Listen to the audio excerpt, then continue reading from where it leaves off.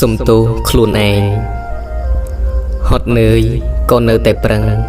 ឈឺចាប់នៅតែបន្តអស់សង្ឃឹមនៅតែញញឹមបាក់ទឹកចិត្តនៅតែស៊ូទ្រាំសុំទោសរាងកាយមួយរយៈនេះខ្ញុំបានប្រើប្រាស់អ្នកច្រើនពេកហើយខ្ញុំបានប្រើប្រាស់អ្នកគ្រប់បែបយ៉ាងមិនថាឈឺយ៉ាងណាក៏ប្រឹង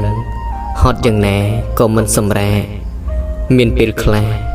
អ្នកហត់នឿយសឹងតែងើបមិនចង់រួចតែខ្ញុំនៅតែប្រឹងដាស់អ្នកម្ដងហើយម្ដងទៀតឲ្យអ្នកមកបំពេញការងារឲ្យខ្ញុំ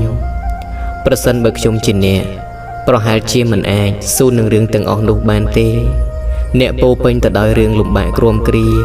លំបាកវេទនាសុំទោសខ្លួនឯងដែលគ្រប់ពេលតែងតែខឹងនឹងខ្លួនឯង